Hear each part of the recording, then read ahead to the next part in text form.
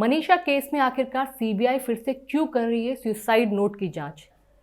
आखिरकार सीबीआई किन एक्सपर्ट के पास सुसाइड लेटर लेकर पहुंची है? नमस्कार, आप देख रहे हैं इंडिया न्यूज़ हरियाणा, इन खबर हरियाणा। मेरा नाम है आरती अग्रवाल।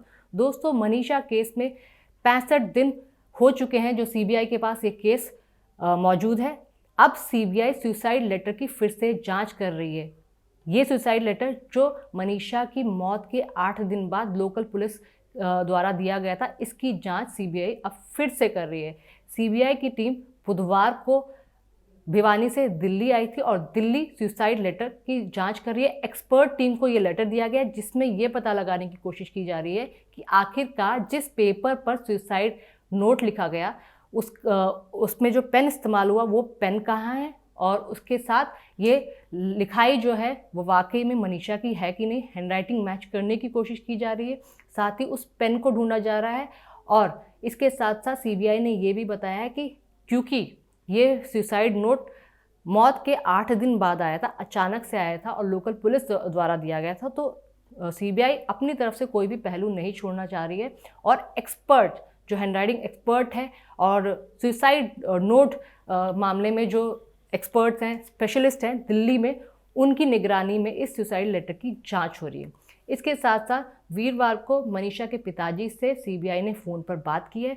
अब 2 से 3 दिन में सीबीआई की टीम दिल्ली से वापस भिवानी आ सकती है। लेकिन दोस्तों, जहां मैंने कुछ दिन पहले आपको बताया था कि किस तरह सीबीआई हत्या के एंगल से इस पूरे मामले की जांच कर रही थी, तो वहीं सीबीआई सुसाइड लेटर की भी जांच कर रही है। सुसाइड लेटर में हैंडराइटिंग की जांच कर रही है कि आखिरकार ये हैंडराइटिंग किसकी थी, आखिरकार ये सुसाइड लेटर क्या वाकई में मनीषा ने लिखा था। हालांकि मनीषा के पिता संजय ने ये इनकार किया है कि सुसाइड उनकी बेटी कर ही नहीं सकती है। और दूसरी बात, दूसरा स्ट्रॉन्ग पॉइंट मनीषा के पिताजी की तरफ से उठाया गया है वो ये है कि अगर उसकी बेटी ने सुसाइड की होती तो क्यों लोकल पुलिस को मनीषा की मौत से 8 दिन बाद वो लेटर सामने लाना पड़ा।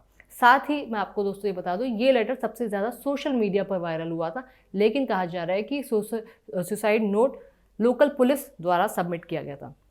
दोस्तों, इस पूरे मामले को 3 महीने का वक्त बीत चुका है, लेकिन ये मामला लगातार अभी भी जांच के दायरे में है।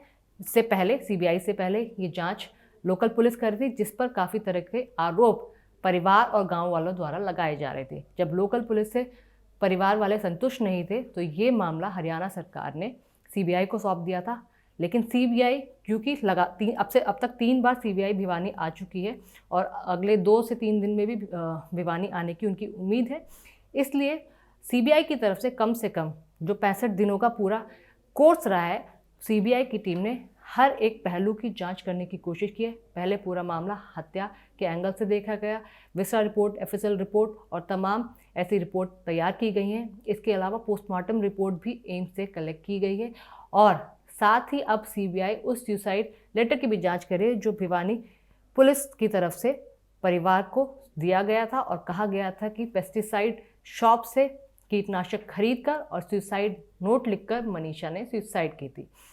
तो दोस्तों, इस पूरे मामले पर आपका क्या कहना है कि मनीषा मामले में संजय जो मनीषा के पिता हैं, क्या वो जो उनका कहना है कि सुसाइड उनकी बेटी नहीं कर सकती है, इसमें कितनी सच्चाई है? और जिस तरह सीबीआई 65 दिन बाद सुसाइड लेटर की जांच कर रही, उस पर आपका क्या कहना? और क्योंकि पहले की जांच पूरी हत्या के एंगल से की गई थी, तो इस पूरे मामले को लेकर आपका क्या कहना है? और जो हत्या और आत्महत्या के बीच में ये गुत्थी उलझी हुई है, अभी तक भी उलझी हुई है, क्या ये सुलझ पाई थी? क्योंकि सीबीआई एक के बाद एक अपनी तरफ से कोई भी कोर कसर नहीं छोड़ रही। हत्या का एंगल हो, चाहे आत्महत्या का एंगल हो, हैंडराइटिंग की जांच हो या फिर पेन की जांच हो, सारी की सारी जांच सीबीआई की तरफ से कर रही है।